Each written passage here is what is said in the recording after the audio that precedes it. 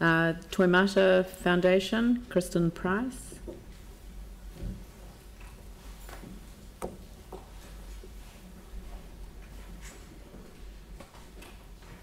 Good afternoon. Afternoon. Tēnā koutou, tēnā koutou, tēnā koutou katoa. I'm the to the mana and the tapu of Tangata Whenua. I acknowledge all that has come before in this place, all that will come after us.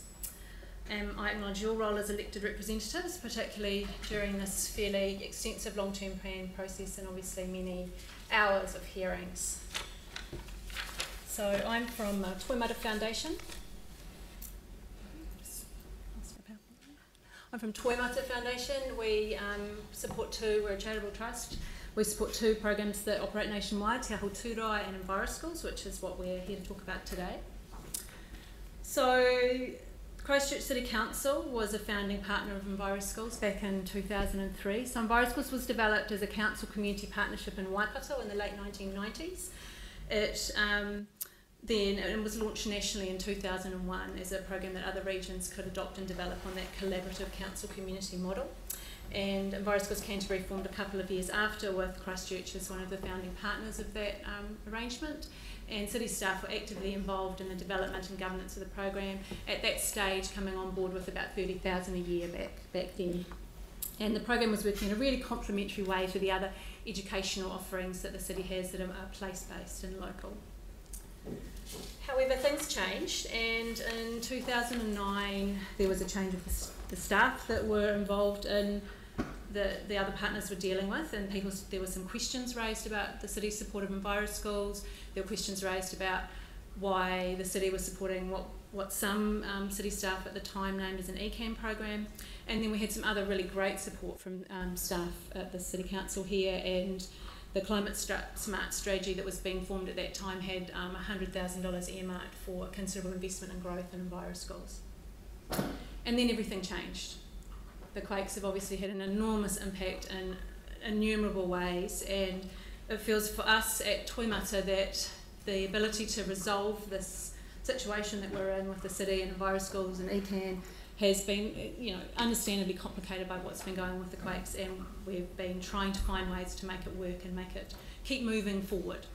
But we're really now at a crossroads, and we've made some good progress with staff, but however the issue isn't fully resolved, so we're here today as one of the many things we're asking for, that you're being asked to make a decision on about the future of EnviroSchools in Christchurch City.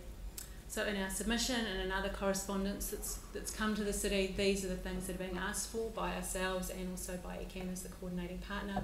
So it's really that commitment to a long-term partnership. It's right-sizing the investment to meet the demand. An integrated approach is essential. We see that in councils all around the country, and we'd like the city to be an active partner on the governance group. So the rationale, the reasons behind this. So the program operates as a partnership between ourselves, we have central government funding, councils and communities. And probably the key point here is that the program only operates in areas where there is support for facilitation from the relevant territorial authority. So you see a couple of blue patches there on the map in Kaikoura and Ashburton. There's no relationship with the councils in that area, no secure long-term funding for EnviroSchools, so the program doesn't operate. So the situation we're in with the city is that there are a number of schools that have been involved with this program for some of them up to 15 years because the city was involved, and that's the only reason they were ever taken on in the first place. And ourselves, we don't need funding at Toimata. This is about the schools in your city. So the program's really highly valued. We'd sent some councillors some information about our recent census. Very high return rate in Canterbury, 92%. And we're talking about quite a complicated thing for teachers to fill in that they put a lot of time into doing. We've surveyed Christchurch schools. There's been no advertising of the program, however, but we can see from the survey results on the screen there's a high level of demand. There's a third of Christchurch schools that have rung the coordinator and asked to be on a waiting list to join EnviroSchools, and you can see some comments there from Christchurch schools who are the ones wanting to be involved in this program.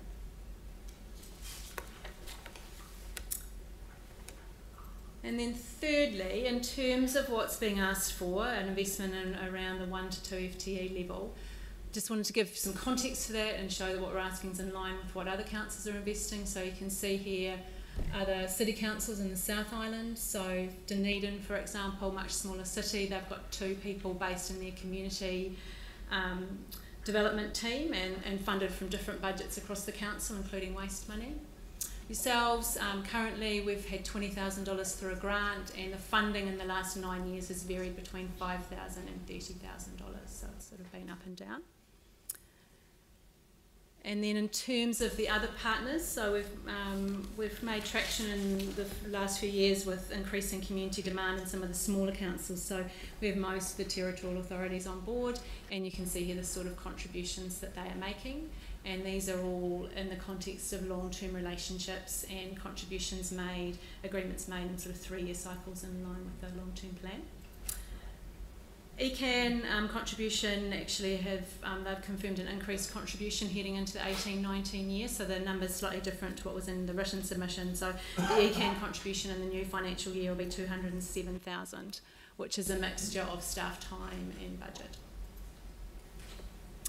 So look, I've got a few more slides, but I also want to make sure we leave time for questions. So I'm happy to sort of pause it there and take some questions in the interest of time. Good. Phil?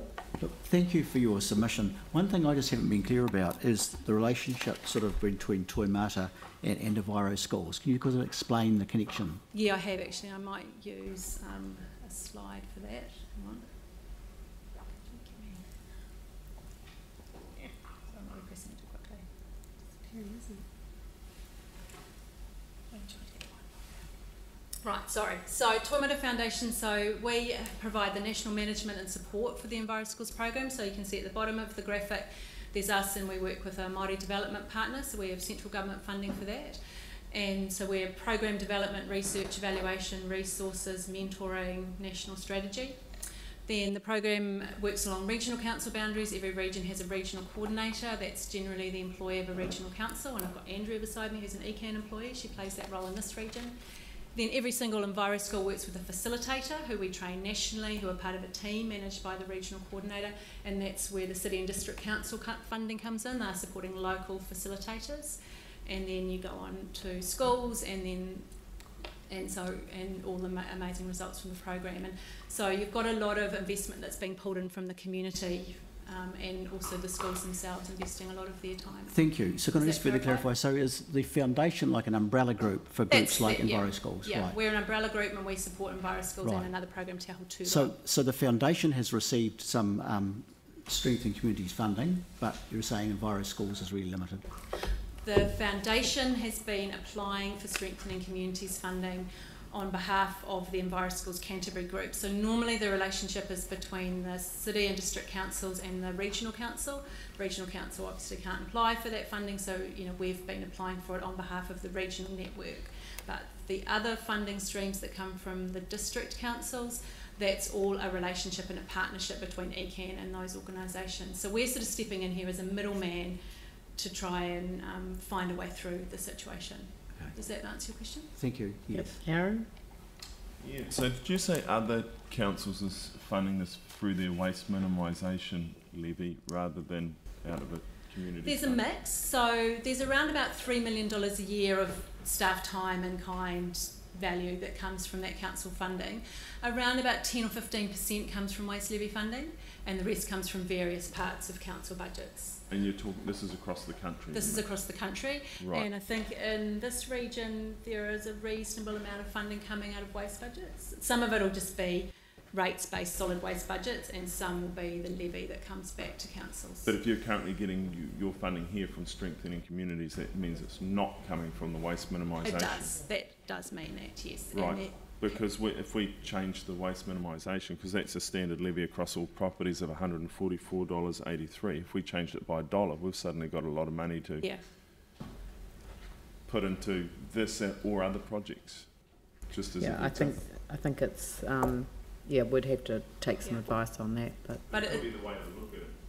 it might be, but I think we need to take some advice on it. Yeah, it's a budget that other councils utilise to support this program. Okay. Very good. Any other questions? Sarah? I just check, I've just been looking up here, and last year's funding from council came through the Metropolitan Discretionary Response Fund rather than strengthening communities. Why was that? That was just to do with dates. Yeah, just we knocked it out of the, Yeah. and then put it back Yeah. through that mechanism. Yeah. Yep. Thank you very much. Much appreciated. Thank you.